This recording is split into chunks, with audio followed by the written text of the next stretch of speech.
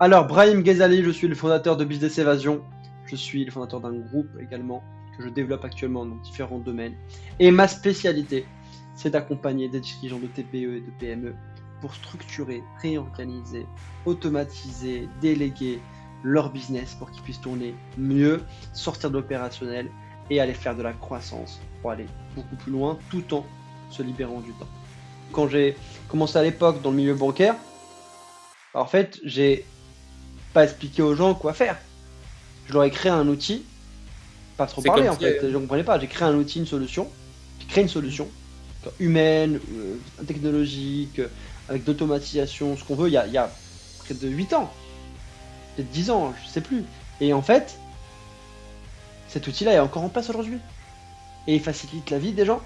Parce que c'est durable en fait, ça fonctionne. Et pas besoin de venir, les gars, regardez-moi. Non, en fait, je suis déjà passé à autre chose.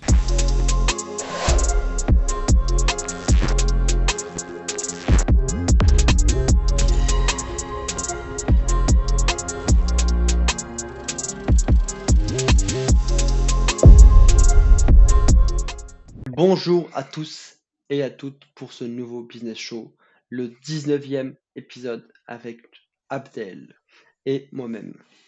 Bonjour Abdel. Bonjour Brahim, quelle belle introduction. Tu sais, tout à On l'heure, va- en Oui. fait, on parlait de comment motiver les équipes et ça, Mm. j'adore cette Ah, partie-là. On en non, parlera après au niveau business, tout ça. Pour la petite histoire, on accompagne des dirigeants qui font 200 000 euros de chiffre d'affaires jusqu'au fait d'arriver à 10 millions de chiffre d'affaires. D'accord. mm. Donc l'idée, c'est vraiment pour les développer, les pousser. En moyenne, on est plutôt sur une croissance de nos clients d'1 x 2 de chiffre d'affaires dans les périodes de croissance, d'accord, quand on travaille avec eux. Et sinon, en fait, après, on leur libère du temps, on structure l'organisation pour qu'elle puisse être mieux valorisée. Là, récemment, en fait, on est en train de valoriser l'entreprise. 40%, près de 40% en plus que son prix initial. Ça veut dire qu'en fait, on veut la vendre à, exemple, là, on est prévu de la vendre à 400 000, on veut la vendre à 600 000, près, pour donner à peu près l'idée.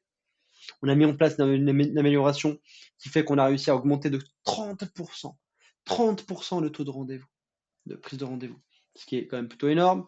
J'ai des gens dans mon équipe qui sont juste exceptionnels, en fait, qui ont chacun plus de 5 ans d'expérience minimum dans leur domaine, pour pas dire 7 ans en réalité. Mhm. Que j'ai des clients exceptionnels parce qu'en fait mes clients généralement ils ont 10 ans d'expérience et ils viennent faire appel à nous et à moi et à Business Evasion parce qu'ils savent qu'ils peuvent aller plus loin ensemble grâce à notre aide. Nos clients sont plutôt contents et en fait ils continuent à travailler avec nous. Voilà l'anecdote en mode abusé. Et là, l'anecdote aussi, c'est que je suis en train de créer une vidéo avec un créateur de contenu spécialisé qui est en train de créer une vidéo sur notre histoire, sur mon histoire. Parce qu'il y a des gens qui sont là, qui disent Brahim, moi tu sais, j'ai fait des rendez-vous avec des gens, Brahim, waouh, tout ce que vous faites et tout, mais en fait, genre je croyais que tu étais un parmi tant d'autres, mais en vrai, en fait, genre, c'est sérieux votre truc. Je suis là et tout. Bah, je sais pas, ouais, c'est mon travail, quoi. Merci. Non, mais là où, surtout dans ce domaine-là, hein, un peu, si c'est pas vraiment ton domaine, mais dans le domaine de l'infoprenariat, où les gens vendent des accompagnements et des formations, ils communiquent beaucoup sur les réseaux, ils disent ce qu'ils font, ils disent ce qu'ils font pas, mais derrière, en fait, c'est plus le train de vie avec un peu toute la création de contenu derrière, plutôt que travailler vraiment à l'inverse, toi qui es plus focus travail et qui ne montre rien. Et même, on a souvent des discussions où tu me dis putain, aujourd'hui j'ai fait un truc de ouf, mais j'ai pas cette idée dans la tête qui me dit ah bah tiens, je vais poster une story. Et pareil avec un client, encore tout à l'heure, il y a un client qui m'a dit, un client avec qui je travaille. Un jour on parlera un peu de ce que je fais, mais avec qui je travaille et qui m'a dit ouais, comment tu penses de ma communication sur les réseaux sociaux?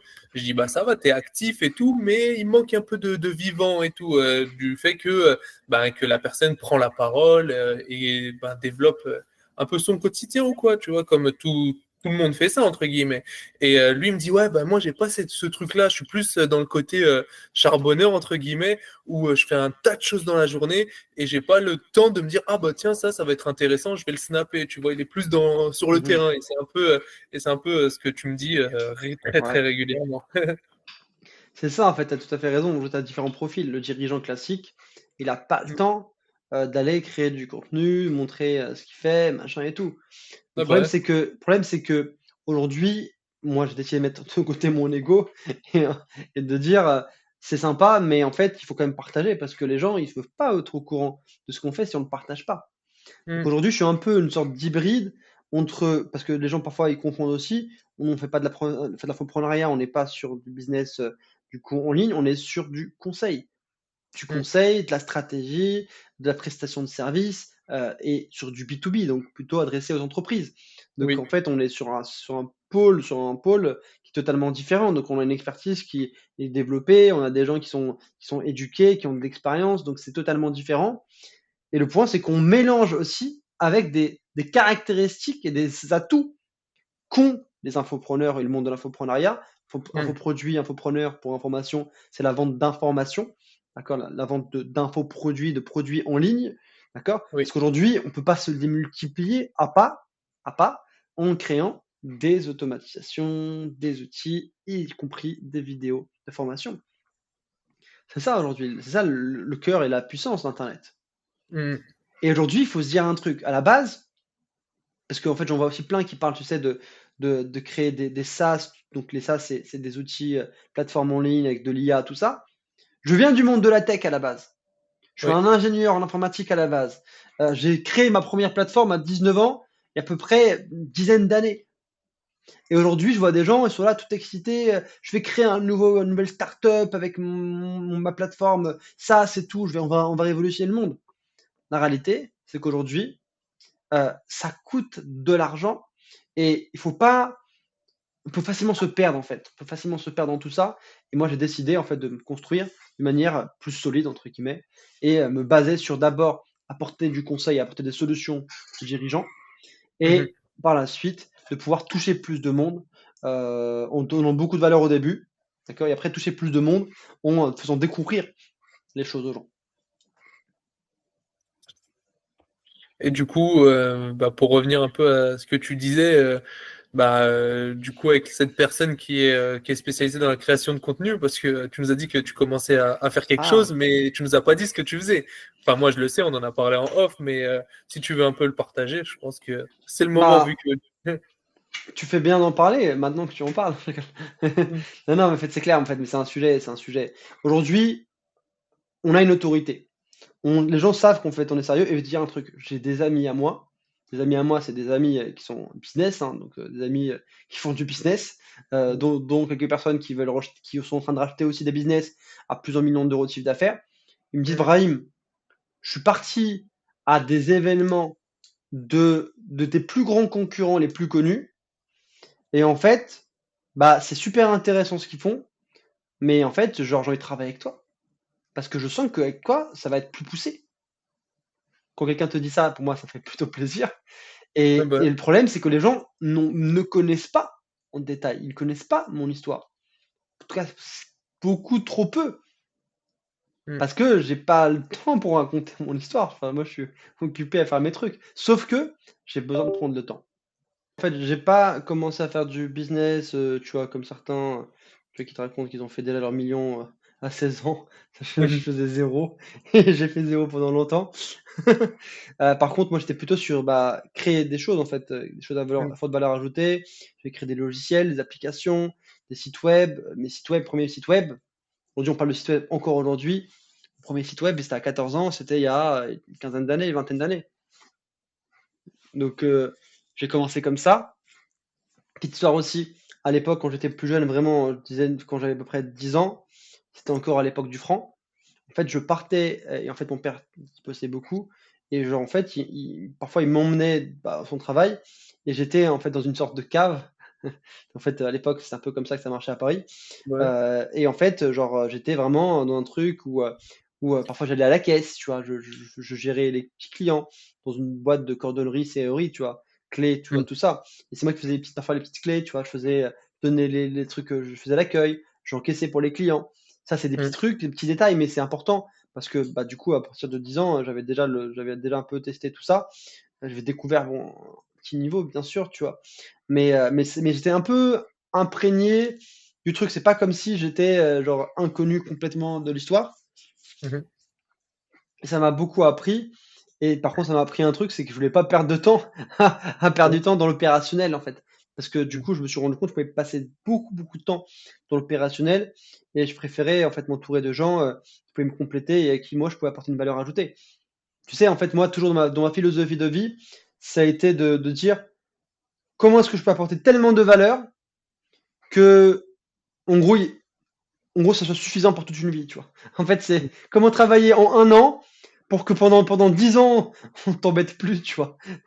Tu vois, c'est un peu Mhm. ça ma vision des choses, tu vois. Et en fait, je continue à travailler dessus. D'ailleurs, business évasion, pour certaines personnes, tu vois, aujourd'hui, il y a plein de gens qui veulent gagner de l'argent euh, en vendant des produits n'importe comment, etc. à des gens. Comme ma manière de faire, c'est j'ai développé business évasion comme étant une machine à automatiser des business. Une machine à automatiser des business.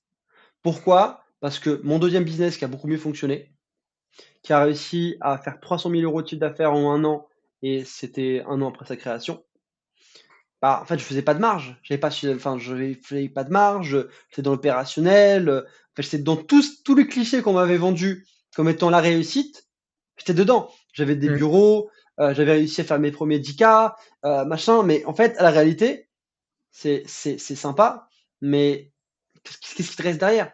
Et moi, j'ai décidé bah, de me dire, tiens, au lieu de faire un projet qui certes fonctionne, mais qui a un certain plafond de verre et qui est limité en termes d'impact, bah, je vais lancer et développer plusieurs business. Et vu que je le fais déjà pour moi, autant le faire pour d'autres personnes, autant les aider. Pourquoi est-ce que je le ferais que pour moi? C'est là où j'ai lancé l'accompagnement, tu vois. Tout ça, c'est des trucs dont je vais parler un peu dans ma vidéo, tu vois. Ok, donc, c'était un petit trailer. Ben, n'hésitez pas à vous abonner et à activer la cloche pour être informé lorsque cette vidéo sortira. Sans trop spoil, moi je pense que ça va être une vidéo de très bonne qualité parce que ben moi j'ai un peu cette chance ben, d'échanger régulièrement avec Brahim et donc ben toutes ces petites histoires je les connais un peu, il m'en a déjà fait part et il y a vraiment des choses intéressantes et on voit vraiment le déroulement étape par étape comment on en est arrivé à Business Evasion, à une entreprise qui accompagne des business et qui, avec un groupe aussi de pratiquement ou plus de 5 millions d'euros. Donc, franchement, c'est pas des histoires qu'on entend tous les jours. C'est pas des histoires où ça fait rêver, un peu comme on voit sur YouTube où en un an ou en 6 mois, j'ai généré tant d'argent et tout. C'est beaucoup plus bah, terrain, étape par étape, process et franchement, c'est une bonne histoire à écouter pour s'en inspirer ou pour avoir une vision autre du monde de l'entrepreneuriat, comme on peut le voir sur les réseaux sociaux, quoi. Je l'ai bien Bah, expliqué, Brahim? c'est très très bien expliqué, ça fait très bien expliqué. En même temps, ça fait sourire aussi j'ai beaucoup de gens, en fait, ils font une réussite et ils vendent leur réussite pendant des années. Et en Oui. fait, enfin, moi, perso, genre par exemple, même mes premiers 10K par mois, genre en termes de revenus, c'est un truc dont tout le monde parle. Tout le monde Mm. veut ça. Je vais pas parler. Oh. Pourquoi? Parce que c'est pas un truc qui se fait comme ça, et puis j'ai pas le temps en fait. Genre, je suis déjà passé sur l'objectif d'après. Oui, bah oui.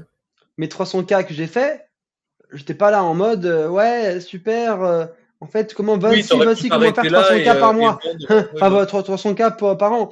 Quand j'ai commencé à prendre un accompagnement pour faire mes 100 000 euros par mois, donc ça veut dire l'équivalent d'un million, d'accord? C'est un pareil, je n'ai pas parlé, je n'ai pas communiqué dessus. En fait, quand j'ai acheté mes premiers business, j'ai pas parlé dessus. En fait, genre, il y a beaucoup de choses aujourd'hui que je veux davantage partager parce que bah, je fais un peu l'exercice, parce que bah, sinon les gens ils savent pas, ils sont pas au courant. Mais d'un autre côté, il y a un parcours, il y a un chemin en fait. C'est pas comme ça. Oui, et en soi, ces objectifs-là, c'est pas des finalités, c'est fait partie Ah, de, voilà.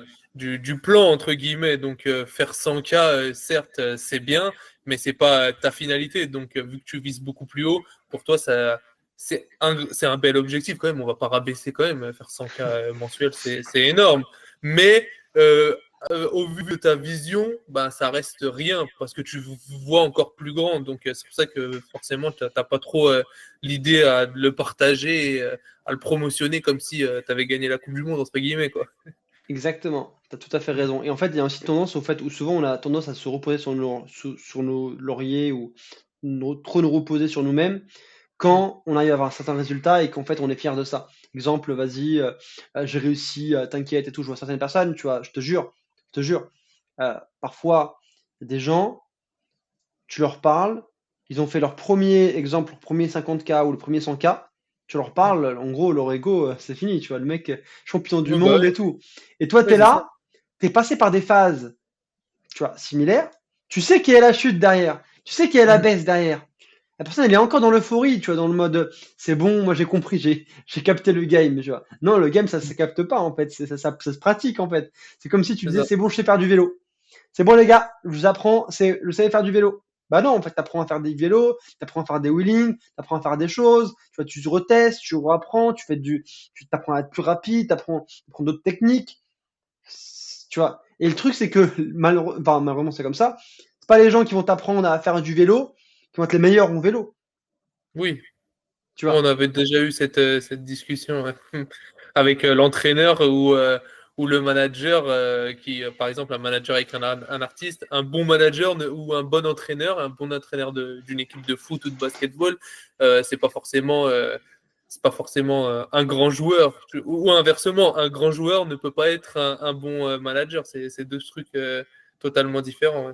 Exactement, tu vois, Abdel. Et c'est ça, pour moi, où je me différencie aussi beaucoup avec Business Evasion, c'est qu'on n'est pas, parce qu'en fait, souvent, sur tout ce qui est influenceur, tout ce qui est sur les réseaux sociaux, le but, l'idée principale, qu'est-ce qu'ils vendent?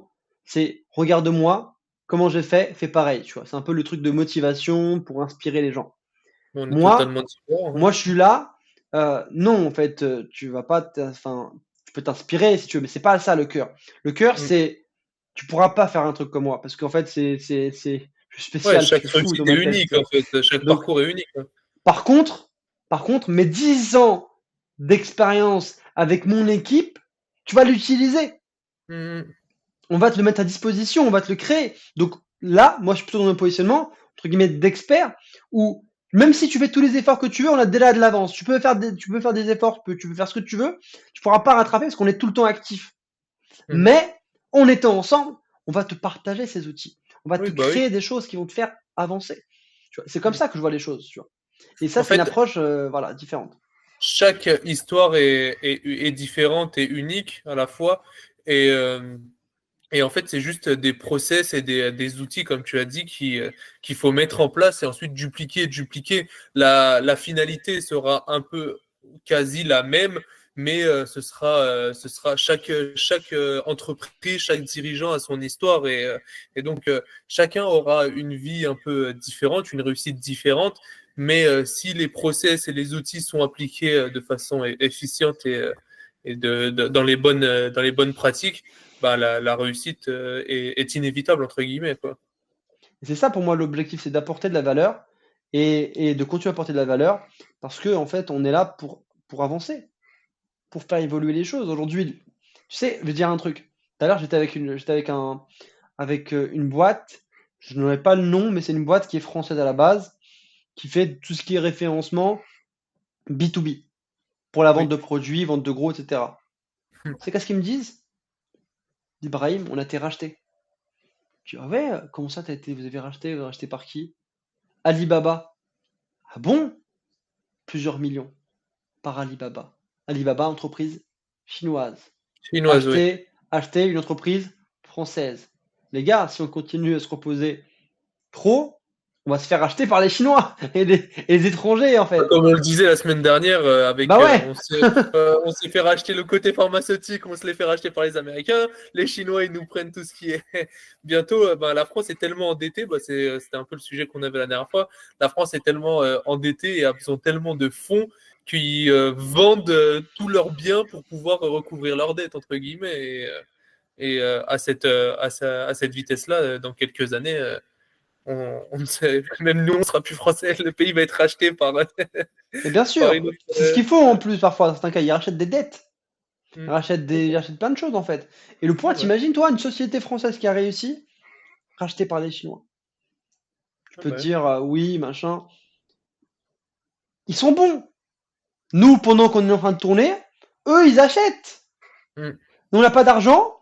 Les Chinois dont on se moquait il y a 10 ans, ou il y a 20 ans en disant produits chinois, ils sont en train de nous racheter. Ouais, bah ouais, c'est Les fou. gars, ils injectent de l'argent, ils font des mises à jour, ils font des trucs de fou. Hmm. On n'est plus dans le même monde. Aujourd'hui, on doit se bouger, on doit s'entraider, on doit agir.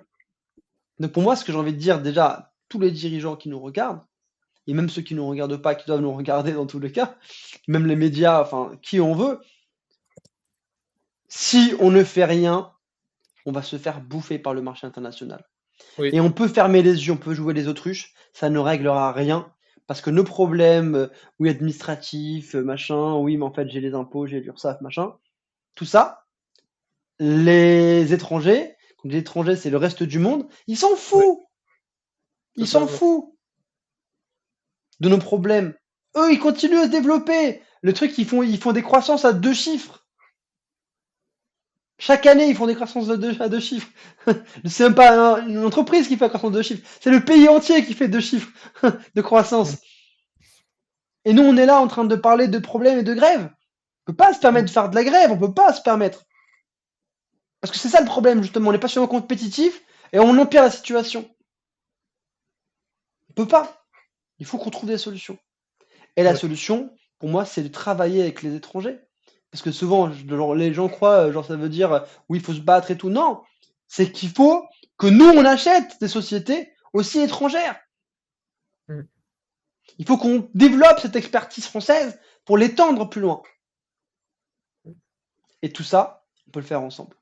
Et après, j'ai terminé parce que sinon, on va aller très très loin et je sais que le timing est très important. Moi, j'ai un rendez-vous là dans quelques instants, donc c'est important de Pareil. terminer. Pareil pour moi. Donc, on va en finir pour ici. On pourra en parler pendant des heures. Ce sera peut-être, il y aura peut-être une suite à cette vidéo ben, la semaine prochaine.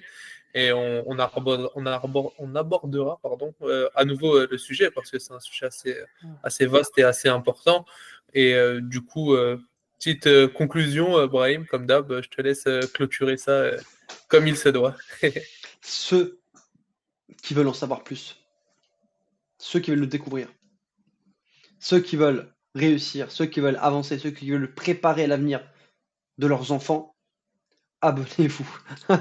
Abonnez-vous, mettez un commentaire, mais il faut vraiment qu'on soit unis. Pourquoi je dis abonnez-vous en fait? Genre, la dernière fois je disais et tout, ah ouais, faut que les gens répètent abonnez-vous, likez et tout ça. C'est comme ça que ça marche. Donc en fait, on a besoin de vous. Le problème, c'est que le dirigeant, bah, en fait, c'est l'exception déjà du monde, quoi. Mais on a besoin de vous et on a besoin de chaque personne, chaque salarié, chaque responsable, chaque ouvrier, chaque personne doit nous soutenir parce que c'est en faisant avancer les entrepreneurs qu'on fait avancer les entreprises et les familles qui la composent. Oui, Et je chaque termine sur personne ça. peut y ajouter Et sa après, pierre à évidemment, l'édifice, prenez un la appel synergie. téléphonique et tout, avec l'équipe, tout ça, pour le classique. Ça, c'est la base. Ça, c'est même pas besoin de leur dire, en fait. Normalement, là, vous devriez être cliquer pour demander un rendez-vous pour aller chercher plus de résultats. Et merci pour votre écoute. Merci beaucoup, Abdel.